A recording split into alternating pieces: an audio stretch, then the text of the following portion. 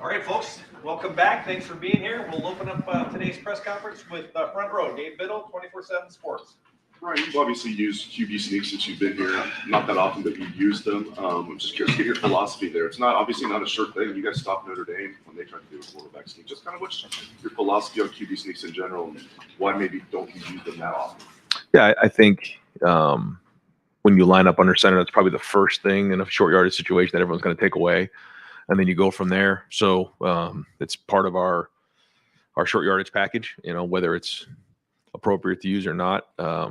We try to do that on a day-to-day basis or a game-to-game basis. But now look at what the Philadelphia Eagles did with Hurts. He's a very big, strong, powerful player. I think with Justin Fields, we did it a lot. He really moved the pile. We practiced it. Everyone has a quarterback sneak in, and if we think it gives us a chance, we'll do it. But as you can imagine, we're really working hard on short yardage. Would you consider Kyle pretty stout, 6'3", 215? Like, is he pretty good? Yeah. We haven't really given him many opportunities in practice. It's hard to tell. So, time will tell. Second row right, Bill Landis, Rivals, the podcast. Right.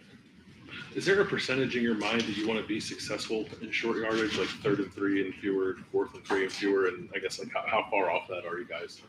Yeah, we want to be 100%. But 3rd and 1, 3rd and 2, we got to at least be north of 80. 3rd and 3, it comes back a little bit, but yeah, we want to win every short yardage situation, and we work hard to get into those situations, and we got to at least be over 80. I forget exactly where we're at right now, but we need to be better. I'm assuming you spend a decent amount of time on that in the week off. Not that I guess you'd share this, but what are there areas of emphasis that you're looking at, or would you be willing to talk about a little bit? No, I just think in general, anytime you're in those situations, you always look up matchups. There's always going to be extra people down towards the ball, and you got to win your one-on-one matchups, whether you're on defense or offense. And you look at angles, you look at all those types of things to try to give your guys an advantage. And sometimes you just got to get bigger than the other guy, get stronger than the other guy, move them. If the guys up front are moving their guys forward and the running backs are running hard, that's part of it. Other times you got to look at maybe getting the ball in the perimeter or throwing it down the field when they're just you're banging your head against the wall. So there's a lot of different ways to look at it, but yeah, in big games, a lot of it comes down to short yardage. Tony Gergen, Buckeye Huddle. Along those lines, what I think you guys are like just under 50% on running on 3rd and 4th down. Can you throw your way out of that and then open things up on the ground? Is that something you can also? Is that something you've done? Yeah. We have in the past, and we'll try to do whatever we can to get the first down. We're going to try to do what we can schematically to get it done. But yeah, that's always a possibility. How frustrating has that been so far this season? Yeah, it's frustrating. Certainly look back on the film and see the way we moved the ball up and down the field, but not finish those drives was extremely frustrating. Right next door, Pat Murphy, 24/7 Sports. Ryan, Kyle obviously has this big moment helping you not only that drive at the end, but the entire Notre Dame game. Coming out of that, how have you seen him react to that, and where do you want to see him grow after his first kind of big college moment? Yeah, there was a lot of good things in the game, certainly finishing the way it happened, but now it's on to Maryland, bigger challenges ahead. We got a lot of football ahead.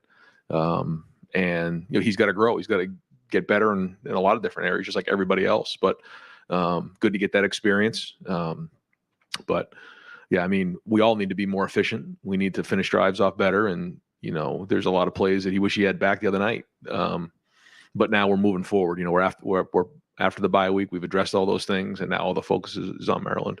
His trajectory feels similar to Justin and CJ. I feel like sometimes we think about the end product. Maybe we don't look back at it kind of how I'm sure you do. How is he?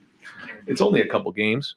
I don't think we can, leap to judgments. If we don't have that drive at the end of the game, where does that put him? But we did. So now where does that put him? You can't ride the roller coaster of that, good or bad. It is what it is. There's things that we got to get better at. There's things we're getting better each week at, but you can't. It's more of the process. And I think with a quarterback, you have to do that because you can get caught up in everything else. There's a lot of things that come with each play. There's 21 other guys on the field that are, affecting where the decisions are in terms of where the ball is being thrown, all kinds of different variables. And the other thing is we only had, 8 possessions in that game. So there wasn't as many opportunities as maybe you would like to do that. So we got to be better as a whole on offense of finishing drives off so that we can have more possessions and be more efficient. Stephen Means, Cleveland.com. Following up with some more of the Kyle stuff. There's winning the job, which he's done now. There's that, and then there's almost that next step of maybe leaving your imprint on the program or whatnot. Whether it was you going through it yourself, CJ, Justin, Dwayne. When do you see that next step start to happen for quarterbacks? Where it's not just okay, I won the job. Now what's next? What's the next step? Well, yeah, I think any successful person would tell you that it's not an accomplishment to get a job. That's just an opportunity. What you do with it is what matters. And that's, I think, with anybody across the board. And so, it's an opportunity. And, he's had a couple games as a starter, and that's good. But this is just an opportunity. And so the rest is yet to be written. And I know he's working really hard to play his best football in our week 5. There's stuff CJ used to say that still people say here, even though he's gone. It's clear his imprint was left. Are you starting to see that from Kyle a little bit? But even though it's early on in the process, him leaving his imprint on this is not his program. Yeah, I think now that you're into, a quarter of the season out of the way, you're starting to see a little bit of a different personality take place, and each team has its own personality. But this team does have more experience than maybe in the teams in the past, so that's good. But the leadership's really got to show now. We got to continue to take these steps forward, and like you said, build our own personality of who we are and our identity, which I feel like we've really started to forge here. But we got a lot of football ahead of us. Dan Hope, 11 Warriors. Ryan, it seemed like last year you guys were, on a good roll going into the bye week, and then maybe had some struggles coming out of a bye week. Did you guys do anything different during the bye week this year to try to, avoid any complacency? No, I mean, we look at all those types of things, and there's certainly no complacency here. We know that, we got to continue to get better. We did, give the guys a little bit of time to clear their minds and their bodies and their souls because, it's going to be a heck of a run here for the next couple months. But I think it's more about this week. We did tweak a little bit how we're practicing this week than maybe how we did the middle of last season coming off the bye week. We did it before the Georgia game. We did it before week 1, kind of how we practiced this week with the Monday practice and helmets. And then we're going with our normal Tuesday, Wednesday, Thursday practice, which in the past we'd changed up for a few years. We thought that gave us a little bit of an edge. So we need to have a great Tuesday practice today. Are you expecting Marvin to be full go this week? Yeah. Austin Ward, Rivals, podcast. Ryan, it's only Kyle can say, I guess, if he feels more confidence or Right. energy coming out of that. But for you as the head coach and calling plays, what does seeing your quarterback do that really for the first time at that high level, or even some of the plays that you called on that drive, when you were thinking about that during the off week, does it change the way you progress with him or the way that you think about him? Yeah, it's like I was told as a young quarterback, once you come home with an A in algebra, you're expected to get an A in algebra all the time. Well, now you're seeing what Kyle can do. And so that's now the expectations are getting mounted up, and that's good. That means, you've shown you can do it. Okay, now let's continue to do that, and let's improve in these other areas. But it does give confidence, I think, not only to myself and the coaching staff, but also the guys around him. You kind of mentioned this after the game, like, well, the 3rd and 4th down success is significant, and that counts for something. Is there something with the concepts and the schemes that fit him better that you're calling at those? Can you adjust that and put it in earlier downs? Like, I know I'm not trying to get the full game plan for Saturday, but it seems like there's a process that goes on for you to see how it fits. Yeah, and I think that's the journey we talk about every year of finding the right balance of things that fit the quarterback and then the offensive line, and then it goes from there. And Kyle's different than CJ. CJ's different than Justin, and different than Dwayne and JT. So we'll try to identify those things. In each game, you'll learn more. Okay, for some reason, he saw this really well. Now, maybe that was the preparation. Maybe it was the teaching. Maybe it was the scheme. Maybe he saw that look in practice, and we were able to replicate it, in the game. Maybe this is a different look. Maybe he's more comfortable with these concepts. You check the footwork. There's so many different things that come into it. And yeah, we want to make sure we're doing the best we can to put our guys in the situation to be successful, and that starts with the quarterback. Over here, Tom Berry, WBNS. Coach, how big of a challenge will this be for your defense with Tunga Viola, and just how do you defend these guys? Yeah, Talia's played a lot of football. He makes a lot of plays. They have weapons on offense. You saw that last year and what they did. So we got to do a good job of recognizing how they're trying to attack us. Have a great week of practice. Ultimately, it comes down to winning the game up front. But our secondary is going to get challenged this week. You get pressure on him? Yeah, we need to get pressure on him. Anytime you're trying to disrupt the passing game, that's a big part of the equation. Play Hall, WSYX. I don't know, did you watch some football this weekend? I'm just wondering, is the Big Ten the best football league in the country? Yeah, I think that there's great football in the Big Ten. I think some really good teams. I watched some of it this weekend. But yeah, it's I think the product on the field right now is as good as it's ever been. 3 of the top 6 Right. teams, yeah. Yep. Right behind him, Adam King, WBNS. You said week 1 you've got to learn to be okay with winning on defense. You guys gave up 14 against Notre Dame. The defense is one of the best in the country right now. Have you noticed a different feel from them walking around the Woody? Is there a different level of confidence than since you've been here? Yeah, I think so. I think it started in the off season though. It's hard to talk about that when nobody else sees it, but when you see it every day in practice, there's just a confidence that builds over time when good's going against good. You know that if you can score on our defense, or if our defense can stop our offense, on both sides, you're going against really good people, and that builds confidence within the building. But now you're starting to see it on the field. Far left, Joe Nugent, WCNH. Statistically, Maryland's defense has been really strong. What stands out about that unit? Sound, strong up front, athletic in the back end. They've replaced some really good DBs last year with more good DBs. I think the safeties are playing well. Corners are excellent. Linebackers are more experienced this year, playing faster. He's recruited some guys up front. So, they're very sound. They don't give up a lot of big plays and create turnovers. Right in front of Whitney Hardy, WCNH. On the other side of the ball, the offensive line's only given 3 sacks this year, and Talia is just playing out of his mind. So how important is it to try to get pressure on him, to try to prevent those explosive plays that Loxley has made it clear that's what they want to do? Yeah, and he does a great job and has done a great job. So it's a big challenge to our defense to do that. Challenge to our D-line. We're always trying to get a pass rush. We're always trying to avoid big plays. That's not new, but to your point, it is a challenge because that's something they do very well. Joey Kaufman, Columbus Dispatch. Ryan, you've mentioned at times that your team's bracketing Marvin in coverage. How much more frequently is that happening this year versus last year? Trying to get some kind of better perspective on that. Yeah, I think that there's times where that's happening, and but you can't do that all the time either. But they definitely know where he is, and typically, they'll put a couple guys to his side or whatever that is, and it's based on the type of scheme that we're playing, but everybody knows where he is on the field for sure. Do you expect teams to continue to do that throughout the season, considering the way Mecca's played this year? It would seem teams might be more honest, but that seems to be the way it keeps going. Yeah, when we get that style of defense, we have to make sure that we're creating as many explosive plays in the other areas and attacking the defense where the coverage isn't. And I think to your point, you're talking about bracket coverage in particular.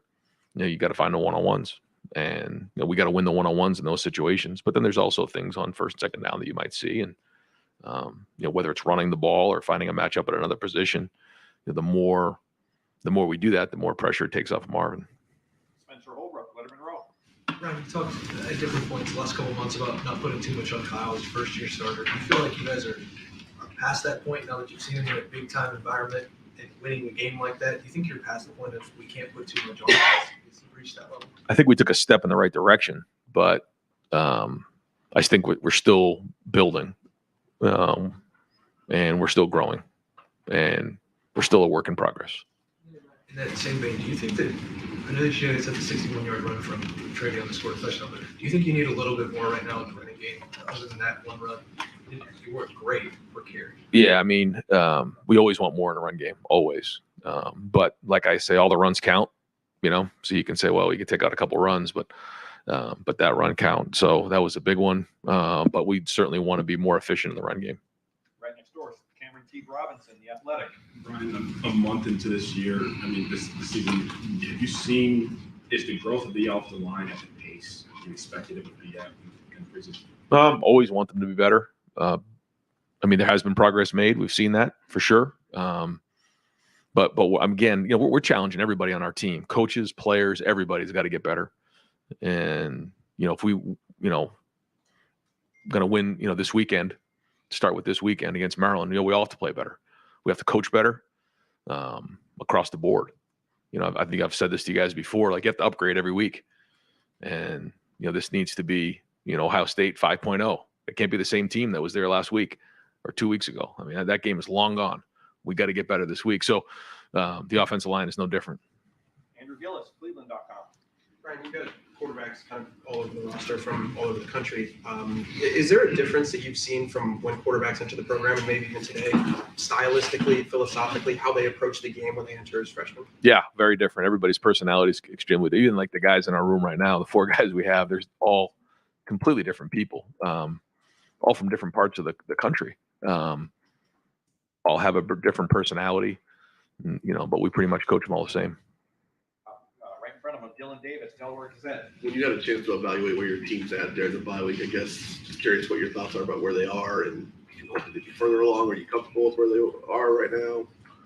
4-0, but there's all kinds of areas that we want to improve on. You can imagine that. We got to get better, and that has to do with practice and getting on the field and doing it. So we want to be more efficient and execute better on all 3 phases, and we got to continue to upgrade. So the goal is to be 4-0. We're 4-0, so that's good, but there's still a lot of areas of improvement. The bye week, the timing of it, I know there's a lot of different reasons why a bye week may fall in a good spot or a bad spot. Just your feelings on where this bye week fell with the coming off the Notre Dame. Would you have liked to carry that momentum in, or is it good to be able to come up and grab that? Both. Yeah. We'll see after Saturday, after the game, and get a feel for what that was and how we did. There's parts of me that like a little bit of a mental break and a physical break. But there's part of me that wants to just keep playing and continue to build the momentum. But, we'll get an idea on Saturday how we've come out of this. Andy Backstrom, Letterman Row. Ryan, with averaging fewer possessions in the clock and all that stuff, does that affect the redshirt management process? I know you're only 4 games in, but is that a new wrinkle this year you have to think about when managing this roster? Yeah, I mean, the number of plays are down, so that is something that we consider. But the rule hasn't changed, so it's still the 4 games, and I get that printout every week, and we identify the guys that we'll be playing in that 5th game. But we still have guys who have played 2, 3. Do have a few that have read at 4, so you got to kind of make that decision. But we take all that into consideration. Rob Aller, Columbus Dispatch.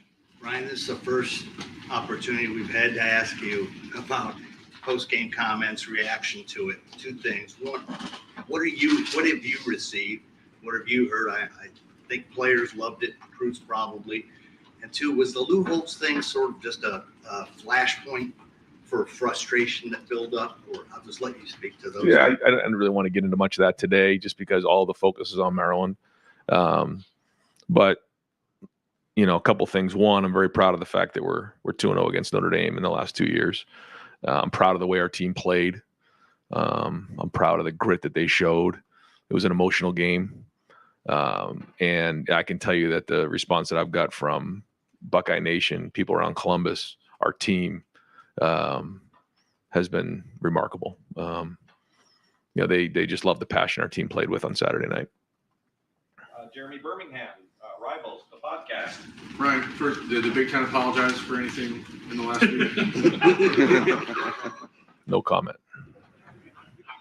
On the recruiting front, the world is obviously different with NIL, transfer portal, all that stuff. Have you guys seen as a coaching staff maybe a shift in the power dynamics in recruiting kids and their high school coaches maybe having different leverage or how they operate? And if so, how do you guys as a staff approach that, like when you have a week like last week when you're on the Yeah, I think that NIL certainly has had an impact. I think if anybody says it hasn't, then that's not accurate. Yeah, it definitely has had an impact, and there have been maybe some swings in that area for sure.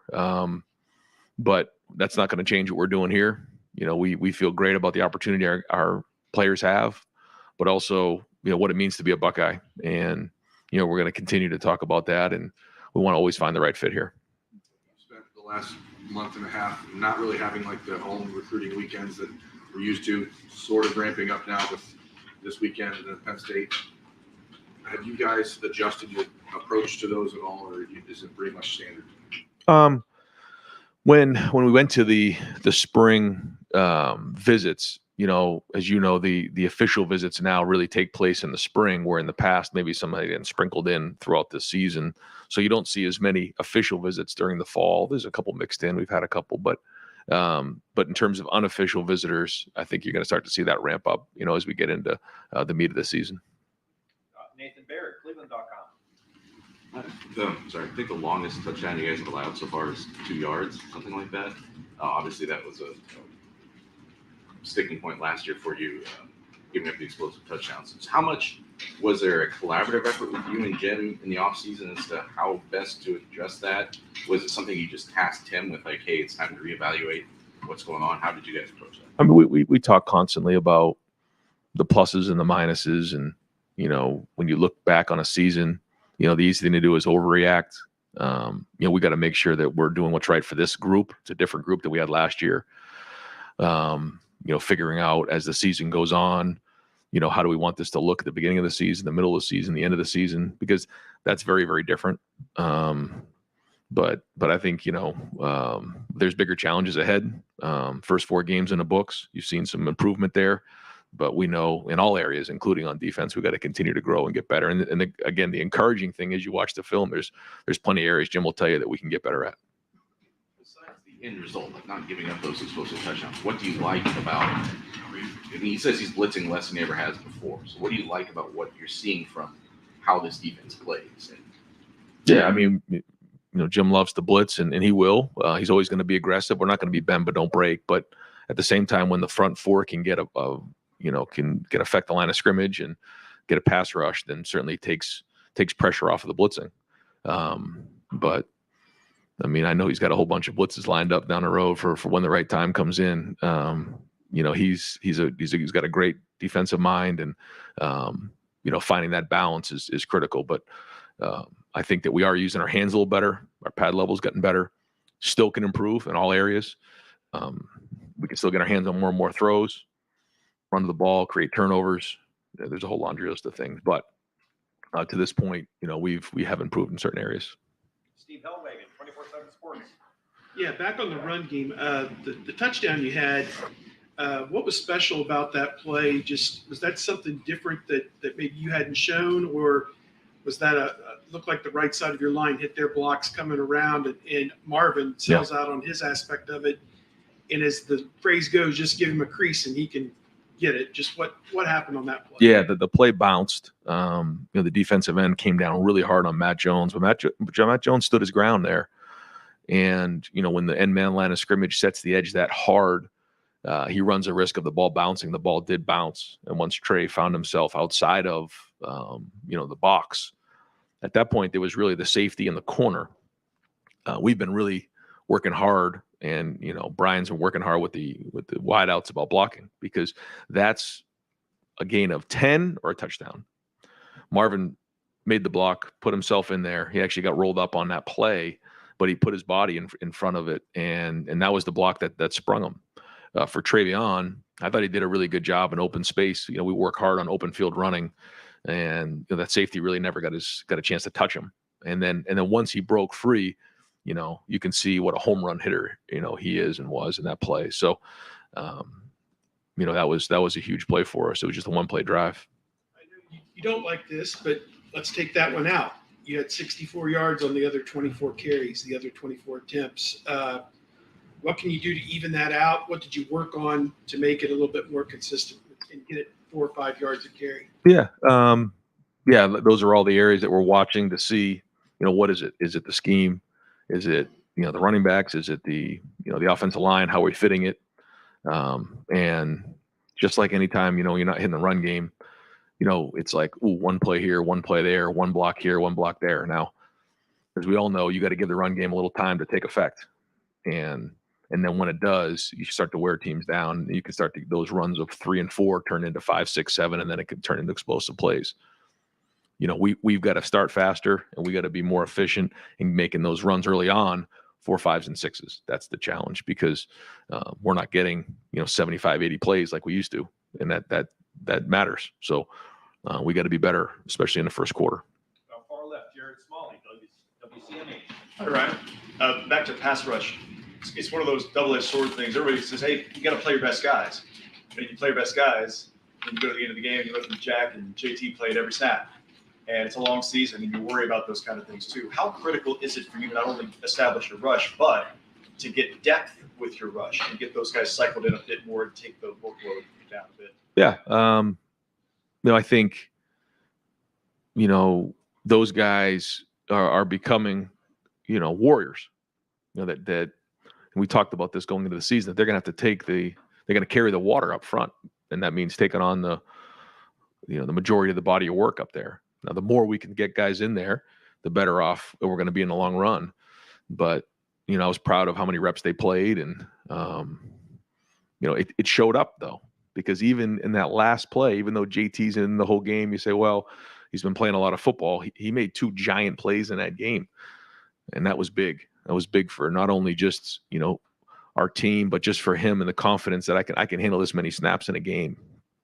But to your point, the more depth we can play with, the fresher we can be. There's a fine line there.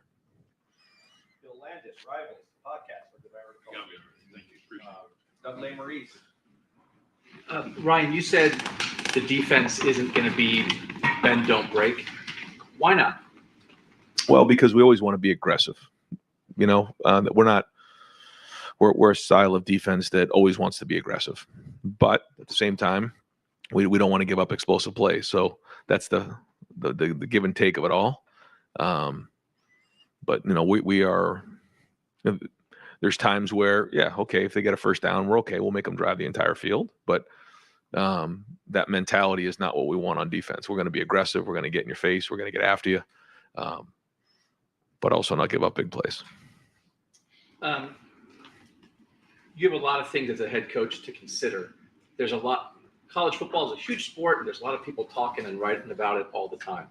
How does a head coach consider when to respond to something, when to say something on behalf of a team, when to let something go and not get involved? Because I would imagine, there's 100 things that you could comment on, and head coaches don't do that. What's that discussion like for a head coach to figure out when to say something, when not? You have to execute a lot of patience. You have to bite your tongue a lot. That's part of the job. But sometimes when, your team, reaches a certain point, sometimes, you got to do what's right for the guys on your team. And, finding that balance is the art of being a coach. But yeah, to your point, there's a lot of times where you just have to, take the high road, and that's going to be done the majority of the time. But I also know that, it's Ohio against the world, and that's part of the job. Our guys also know that, there's certain time where, you gotta stand up for what you believe in. And, we're focused on Maryland, so that's behind us. But I also think there was a lesson learned for our team. Bill Rabinowitz, Columbus Dispatch. Not to belabor the pass rush, but I'll belabor the pass rush. You have 5 sacks. I know sacks are not everything, but are you content with the amount of pressure, the disruption that the pass rush is causing, especially with Talia this week? That's going to be crucial. Just kind of what's the status of the pass rush? Yeah, I thought we went against 2 really good tackles a couple weeks ago. Watching that and evaluating that, I thought there was some good pass rushers in there, and we were close. I think this week gives us an opportunity again to see where that goes.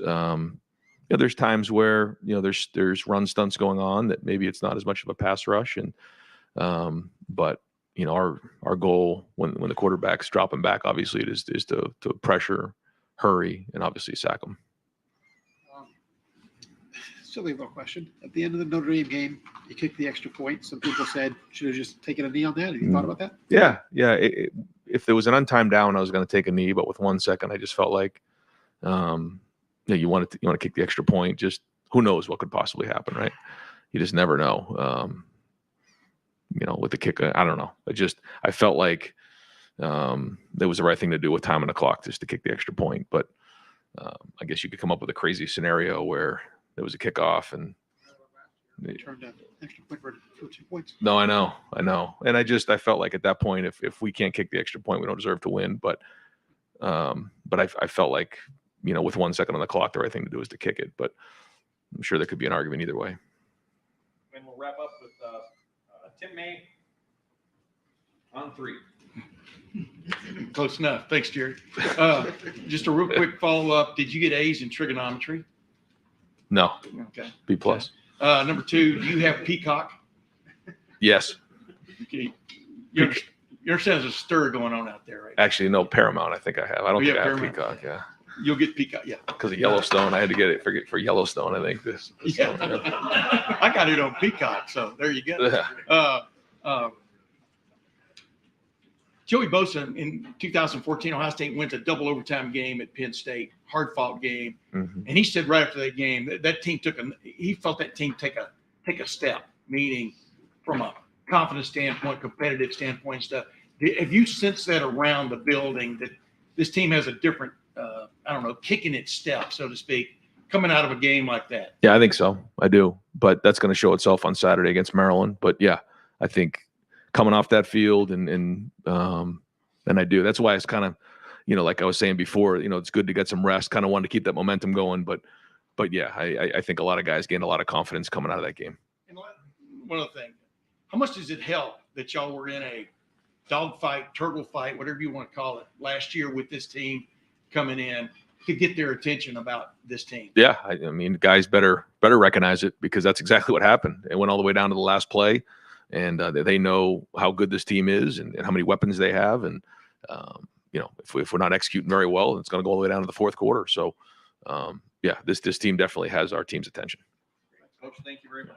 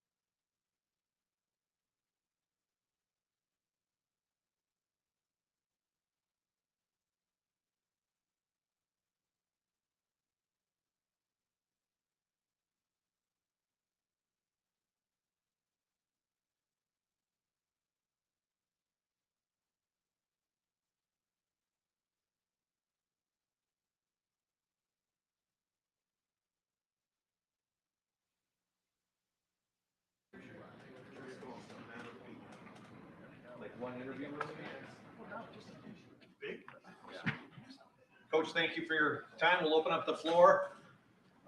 Cameron Teague Robinson, the athletic. Jim, when you look at Maryland and see Talia, what stands out about him from this year, and that maybe he's grown and improved on from last year? Did you say the quarterback? Yeah. You know, he's always been a dynamic player. I mean, he creates offense. He has a really strong arm. You know, he can make the throws from sideline to sideline. You know, he hurt us with some plays last year. I just think he's a great player, but he's also making good decisions. You know? They've only given up 3 sacks this year. How do you generate pressure for a guy like that? You know, you have to try to keep him off balance. You know, at the same time, it's really got to be a coordinated rush. I mean, because you see multiple instances of guys coming free and he makes them miss. I mean, you know, scot-free. So really there's a lot of coordination involved in trying to contain him. It's got to be a big part of the game plan. Second row left, Nathan Barrett, Cleveland.com. You guys have, I think, the longest touchdown you've allowed so far this year, 2 yards, something like that. Was that?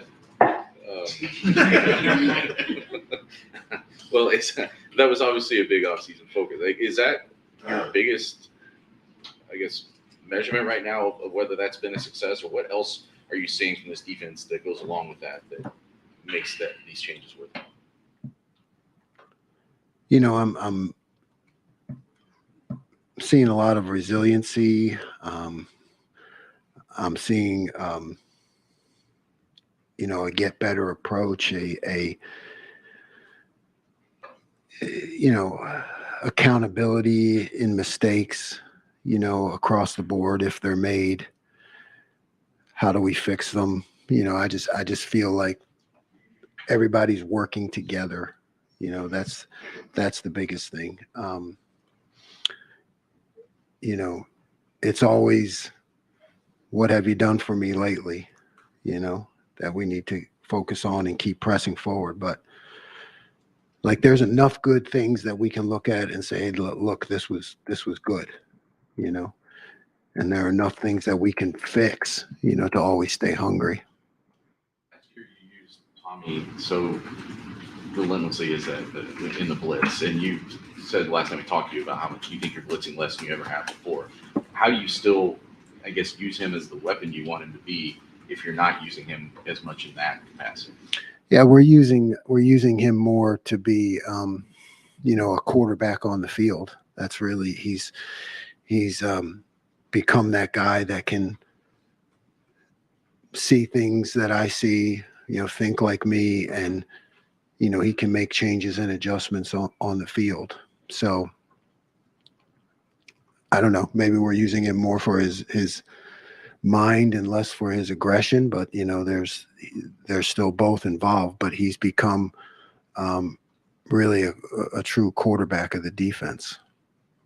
Third row, middle, Dan Hope, 11 Warriors. Jim, you guys had some trouble with covering the tight end against Notre Dame. Is there anything you look at coming out of that you need to do better? No, I think those matchups, particularly against a team like that has seemed to always have good tight ends. I think there can always be more adjustments, you know, more ways to focus on it and things to learn. Nothing specifically, but I know that we need to have you know, even continue to build the arsenal against that kind of tight end. Is there a possibility of moving a guy like Sonny around more when you're going up against a tight end like that? Yeah, I always consider that. You know, you have to balance disguise with doing that. You know, when you move him around, you know, can the offense get a beat on you? You know, are you less are you telling more? Are you showing more when you do it? But it's definitely a possibility. Far left, Whitney Harding, WCMH. Jim, you already talked about Talia, but they've made it very clear. They want to have 12 explosive plays a game, and they got 9 last week. What do they do as a team that allows them to have those big plays so consistently? We always talk about coverage and rush working together. So really it's he has the ability to extend plays, and when you get an extended play, the opportunity to make an explosive or give up an explosive, it goes up, and he has that ability to extend it. And I think that's why it's happening. How do you get your guys? I mean, obviously, when the play gets extended, physically it can be exhausting, but mentally it can be just as exhausting. So how do you work on that to make sure they can stay crisp mentally as a play gets longer? I yell at them a lot as the play goes on against the scout team, and we try to have the quarterback extend the plays to simulate it, and then I just scream at them as loudly as I can. Front row. Rabinowitz, Columbus Dispatch. Jim, you said right after the Notre Dame game that it was good to be able to learn from a win. You held them to 14 points, but they did control the ball. What did you learn when you watched the tape, and what's been the emphasis since then? I saw some things, that I needed to adjust, I guess you would say. I think that some of those long drives, I could have adjusted better to some of the things they were doing with motioning the tight end, and creating extra gaps. It's just really on me to keep learning and getting better at it. It seems to have kind of gotten that consistency that everyone's been talking about. Is that what you're seeing? How effective has he been? Yeah, I mean, like he missed some time early, so when you look at reps, they all count, and you go back to camp and things like that. So he's like actually still behind in reps when you look at most of the time all we do is practice. So it seems to me that the more reps he gets, it's that game shape, and he's able to extend himself, and keep his athletic ability going into the fourth quarter. Dave Biddle, 24/7 Sports. Jim, you were saying, getting pressure is obviously important with a quarterback like this. What else are some keys to slowing down Tagovailoa? Like mixing up things in the secondary, just what are some keys to slowing him down? Yeah, you've got to present some different pictures. It's kind of like a catch-22. You present different pictures, and he holds the ball longer. So it's presenting different pictures, but then having a coordinated rush. It's not like a typical quarterback where you say, hey, let's present some different pictures, get him to hold the ball, and just go after him, mix it up and go after him. Can't do that with him, because if you present different pictures and he holds the ball, now you better be coordinated with your rush. So it is different. Are they pretty similar offensively to what they were last year, or have they made any major changes? No, they're pretty similar. Gumley and Maurice, Kings of Columbus. Jim, I think this is right. In the Notre Dame game, JT was on the right side over the left tackle most of the game, almost the entire game. But then he makes the play on the opposite side. He's lined up on knocking down the screen. How does something like that happen? Is there a decision? How did it come to be that he was there at that time? No, I mean, yeah, he knocked down the screen, and he had the TFL, right? He made 2 really, really big plays.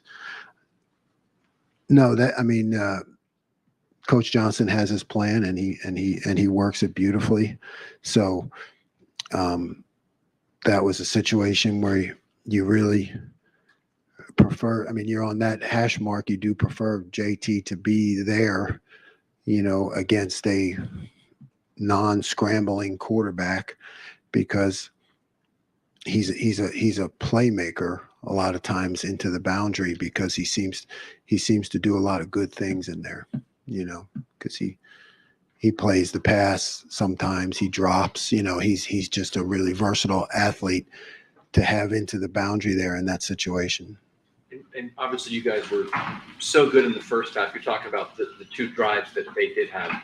Did you just think that maybe you guys wore down a little bit in that moment? Did you get tired? No, I don't think we wore down. I think we gave up some bad plays. You know, maybe had a penalty, if I can recall. You know, had some bad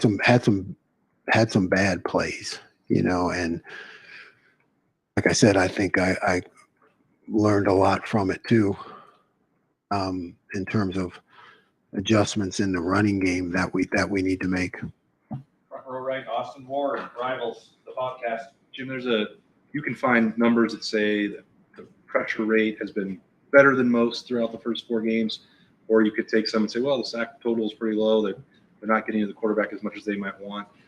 If you're evaluating this, what's the metric that's most important to you?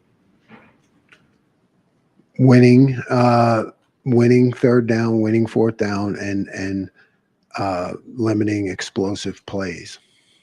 That's the most important thing. So we seem to be on a good track with that. We want to keep that up. Everybody loves a lot of sacks. So do I. I think when I was younger, I was probably driven more by that. Like, you know, how can we get more sacks, more negative plays? But the bottom line is eliminate the explosive plays, win on third and fourth down. So that's what we got to continue to focus on. You mentioned this, called the coordinated rush a few times. In your mind, what does that mean to us amateurs on the outside of coordinated? I can't tell you that. I could tell you, but I'd have to kill you. That's a secret. Okay. We talk about it after the season over a cigar or something. Yeah. Deal. If it works. If it doesn't work, then, you know, I'm sure you won't want to talk to me. Okay, there you go. Tim May, Letterman Row. Yeah, well, following up on that, you know, Coach Day was in here a while ago, and he basically indicated you've got all these blitzes you'd like to throw at people. You know, I don't know what you want to call it, repertoire, but do you find yourself holding back or being I don't know if conservative is not the right word, but what is that sense you have about yourself right now so far into the season from what you'd really like to throw at people?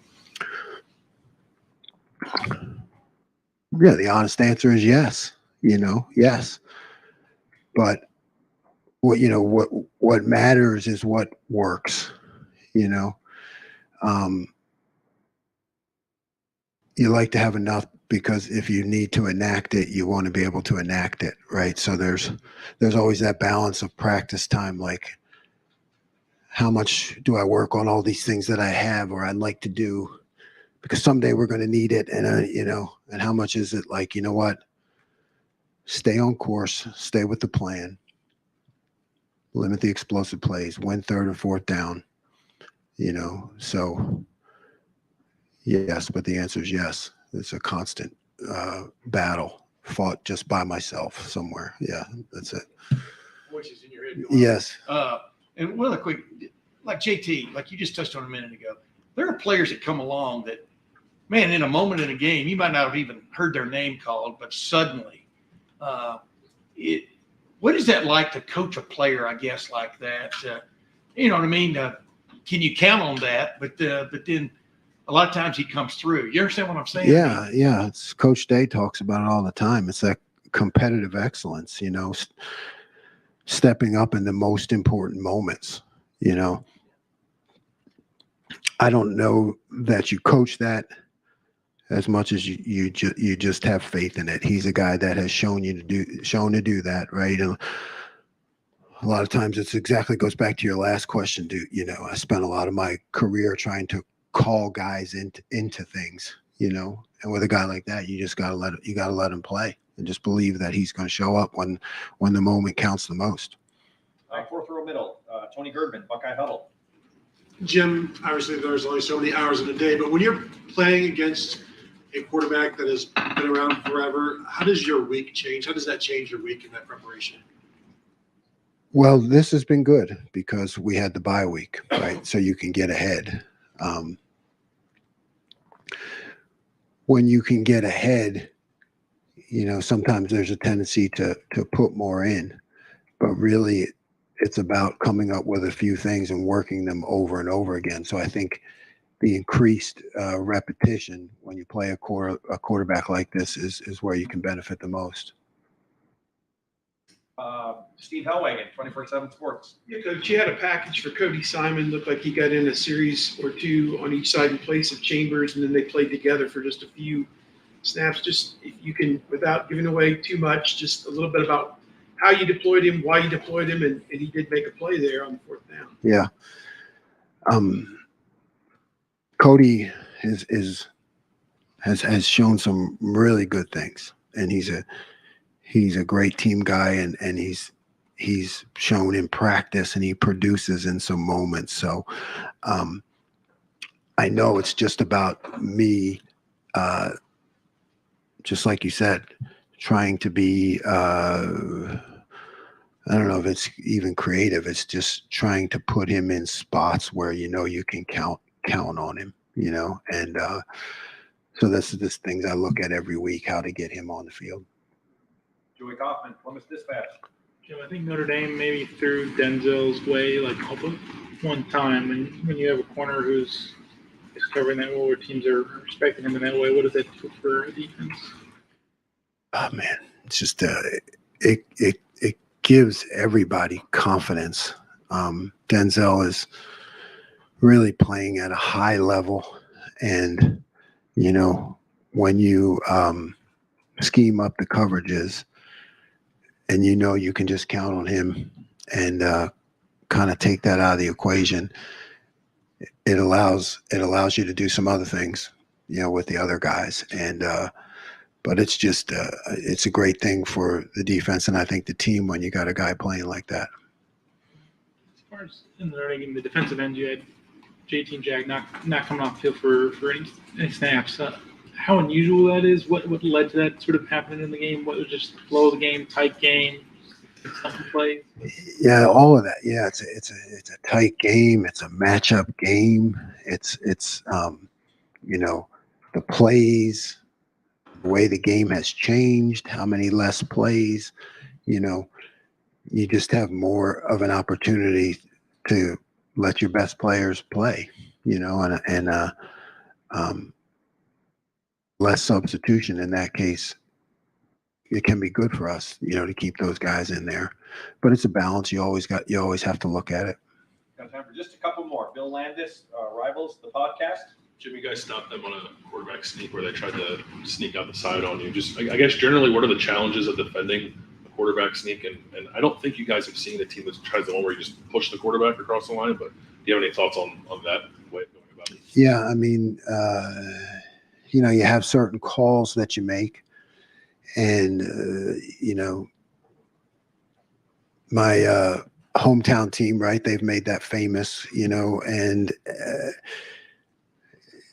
Notre Dame had actually showed it with a different guy running it, right? Like, was it a tight end or something like that? So that was new to try to have the quarterback run it. But you try to do the push inside, and you see Tommy like kind of Palomalu over the top.